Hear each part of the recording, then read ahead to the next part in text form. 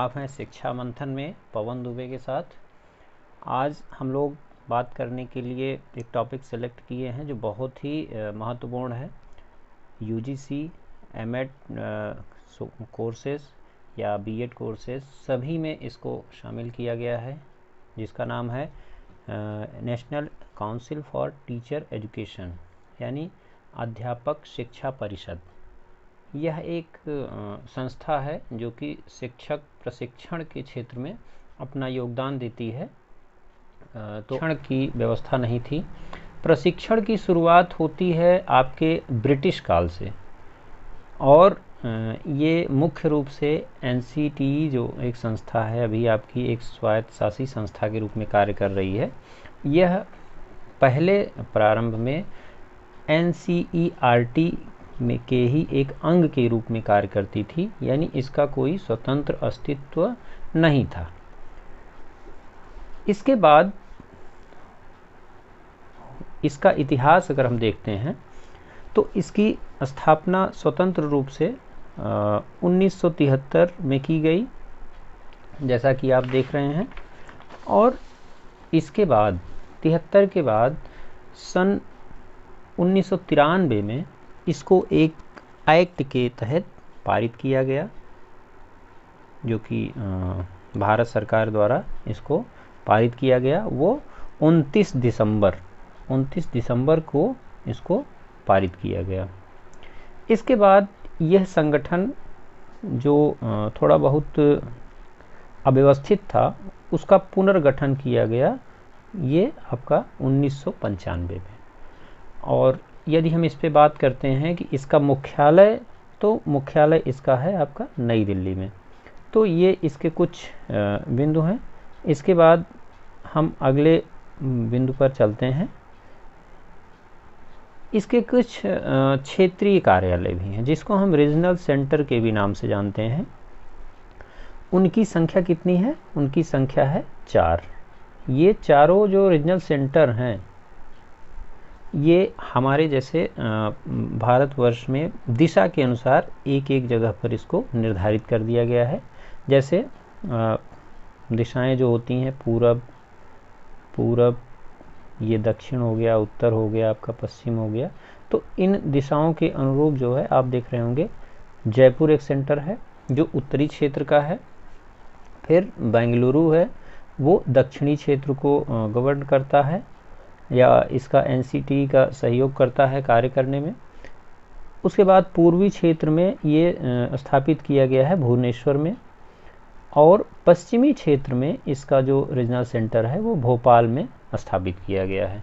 तो ये 4 क्षेत्रीय कार्यालयों के माध्यम से, और इसका जो मुख्यालय है वो नई दिल्ली में है, ये अपना कार्य एनसीटी करता है सुचारू रूप से। अब इसके बाद हम इसकी बात करते हैं, जो इसका संगठनात्मक ढांचा है, उसमें कौन कौन से पद हैं जिनको कि सृजित किया गया है, और इन पदों के अनुरूप अपने अपने कार्य का निर्वहन करते हैं लोग। तो इसमें आप देख रहे होंगे, ये कुछ ऐसे पद हैं ऊपर के जो कि अस्थाई हैं, और नीचे के ये पदेन सदस्य होते हैं जो अन्य संस्थाओं से संबंधित हैं, और उनको इसमें सम्मिलित किया गया है।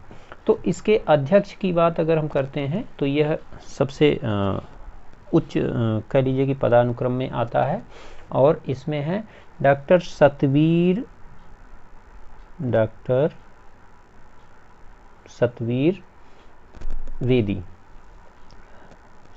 वेदी जो हैं, ये इसके अध्यक्ष हैं। इसी तरह से उपाध्यक्ष और सचिव इसके अस्थाई सदस्य हैं। इसके बाद पदेन सदस्यों में जैसा कि आप देख रहे होंगे, इसमें सचिव स्कूल शिक्षा एमएचआरडी से संबंधित है। ये स्कूल शिक्षा और साक्षरता विभाग के जो सचिव होते हैं उनको शामिल किया गया है। इसके बाद यूजीसी के अध्यक्ष, यूजीसी मतलब यूनिवर्सिटी ग्रांट्स कमीशन, विश्वविद्यालय अनुदान आयोग, जो कि इस समय कौन है? DP Singh, professor DP Singh. ठीक है, तो ये इसमें सम्मिलित हैं। इसके बाद NCERT के निदेशक, NCERT के निदेशक के साथ साथ यदि देखा जाए तो अन्य संस्थाएं भी हैं। इसके साथ साथ हम देखते हैं कि NIEPA यानी कि national institute of educational planning and administration, तो यह एक शिक्षा के क्षेत्र में बहुत ही महत्वपूर्ण संस्था है, जो कि हमारे सामने बहुत ही सराहनीय कार्य में देखी जा सकती है शिक्षा के क्षेत्र में, जिसको हम राष्ट्रीय शैक्षिक योजना एवं प्रशासन संस्थान के नाम से जान सकते हैं। और यह जो है मुख्य रूप से इसको हम देखते हैं एक स्वायत्तशासी संस्थान के रूप में, और तो इसके भी निदेशक को इसमें सम्मिलित किया गया है। आगे हम चलते हैं, इसके CBSE के अध्यक्ष इसके सदस्य होते हैं। पहले जो आपका आयोग था वो अब नीति आयोग में बदल गया है, तो नीति आयोग के परामर्शदाता को भी इसमें रखा गया है, और परामर्शदाता में मुख्य रूप से स्कूल शिक्षा के कोर्स। इसके बाद वित्त सलाहकार सदस्य होते हैं भारत सरकार के। इसके बाद आप देख रहे होंगे कि AICTE यानी कि all India council for technical education के सचिव। इसके बाद क्षेत्रीय कार्यालयों के अध्यक्ष। अभी हमने देखा क्या कि 4 क्षेत्रीय कार्यालय हैं, और उन चारों क्षेत्रीय कार्यालयों के अध्यक्षों को भी इसमें सदस्य के रूप में सम्मिलित किया गया है। तो ये तो रहा इसका संगठनात्मक ढांचा। अब हम बात करते हैं इसके बाद कि इसके कार्य क्या हैं, फंक्शन क्या हैं, किस लिए ये स्थापित की गई, और ये अपना योगदान किस किस परिप्रेक्ष्य में देती है। तो हम जैसा कि देख रहे हैं, शिक्षक शिक्षा के संबंध में परामर्श देना। ये शिक्षक शिक्षा के संबंध में भारत सरकार विश्वविद्यालय, UGC या महाविद्यालय, जो भी जिसको भी आवश्यकता होती है उसके लिए यह NCTE अपना परामर्श देती है, और शिक्षण प्रशिक्षण के कार्यक्रमों को और प्रभावी कैसे बनाया जाए इस संबंध में ये अपना परामर्श देने का कार्य करती है। ये हो गया। इसके बाद है संस्थानों हेतु मानदंड का निर्धारण करना। तो संस्थानों हेतु मानदंड किस तरह से हो सकते हैं? शिक्षक शिक्षा से संबंधित जो भी संस्थान चल रहे हैं या जो भी ट्रेनिंग कोर्सेज संस्थान संचालित कर रहे हैं, उनके संबंध में सभी प्रकार के मानदंडों का निर्धारण करना ये NCTE का कार्य है। अगला आप देख रहे होंगे शिक्षकों की योग्यता का निर्धारण करना।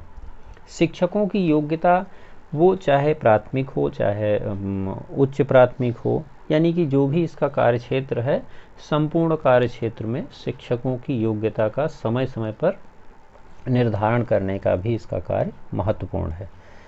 अगला जो कार्य है इसका पाठ्यक्रम निर्धारण। ये जो भी ट्रेनिंग कोर्सेज चलाए जाएंगे, उन ट्रेनिंग कोर्सेज में कौन से पाठ्यक्रम होंगे जिनको कि उनको पढ़ाया जाएगा, उनको ट्रेनिंग दी जाएगी, इसका निर्धारण करना। और इसके साथ साथ एक जो सबसे बड़ी बात इसके साथ है वो ये है कि नए नए पाठ्यक्रमों की शुरुआत करना, ये भी इसका एक महत्वपूर्ण कार्य है। अगला जो कार्य है वो ये है प्रशिक्षण से संबंधित कार्य है, यानी ट्रेनिंग से संबंधित। तो ट्रेनिंग मूल रूप से हम देखते हैं इसमें इसका कार्य है सेवारत प्रशिक्षण, यानी कि जो भी अध्यापक पहले से पढ़ा रहे हैं, पहले से अध्यापन कार्य में रत हैं, उनके लिए सेवाकालीन प्रशिक्षण का भी यह कार्य इसका है NCTE का।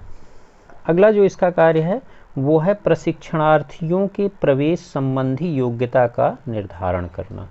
जैसे जो B.Ed या M.Ed जिस में भी कोर्सेज में जो एडमिशन लेना चाहता है, उस प्रशिक्षणार्थी के लिए क्या योग्यता होनी चाहिए, इसका निर्धारण करना भी NCTE का प्रमुख कार्य है।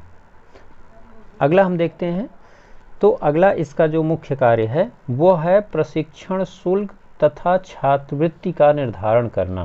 प्रशिक्षण शुल्क और छात्रवृत्ति का निर्धारण इस संस्था का मुख्य कार्य है और ये भी ये कार्य करती है। अगला जो कार्य है वो है संस्थानों का निरीक्षण और मान्यता। जितने भी संस्थान संचालित हैं ट्रेनिंग कोर्सेज में, टीचर्स ट्रेनिंग कोर्सेज में, उनका समय समय पर निरीक्षण करने का कार्य और मान्यता, नए नए संस्थानों को मान्यता प्रदान करना, मान्यता प्रदान करने से पहले निरीक्षण करना, ये भी इसका प्रमुख कार्य है। इसके बाद अगला कार्य है सर्वेक्षण। अब सर्वेक्षण में किस किस तरह के सर्वेक्षण को हम सम्मिलित कर सकते हैं, उसमें जैसे शिक्षक शिक्षा से संबंधित विभिन्न पक्षों का सर्वेक्षण करना और इसके साथ साथ सर्वेक्षण के साथ साथ उनका क्या है, प्रकाशन करना। ये प्रकाशन का भी दायित्व इसका होता है।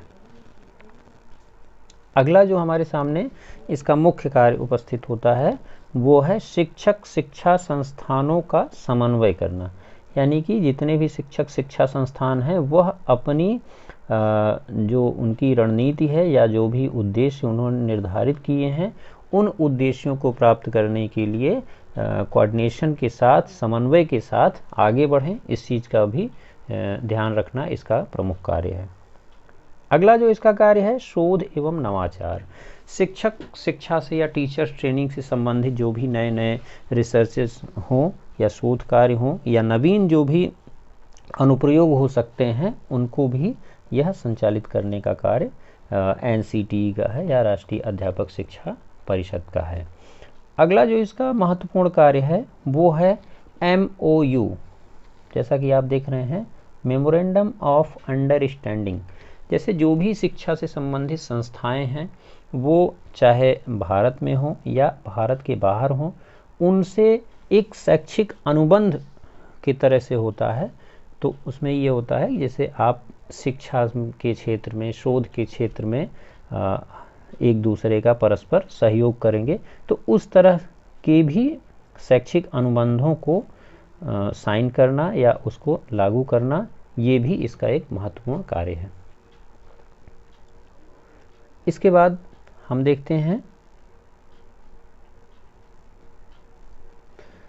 इसके अन्य कुछ और भी प्रमुख कार्य हैं। जैसे इसमें हम देख सकते हैं अन्य प्रमुख कार्यों में 1996 में शिक्षक शिक्षा हेतु एक आदर्श पाठ्यक्रम की शुरुआत या निर्माण इस संस्था ने किया था, जिसको कि पब्लिश करने का कार्य, ये आप देख रहे होंगे, 1998 में curriculum framework for quality teacher education के नाम से इसने इसको पब्लिश किया। ये देख रहे हैं आप, इससे काफ़ी महत्वपूर्ण है। तो इसमें आप देख रहे होंगे 2009 में क्या हुआ कि 2009 में ये national curriculum framework for teacher education NCF 2009 का ये प्रकाशन किसने किया, NCTE। ठीक है, तो ये इसका अन्य प्रमुख कार्य के रूप में हमारे सामने आता है।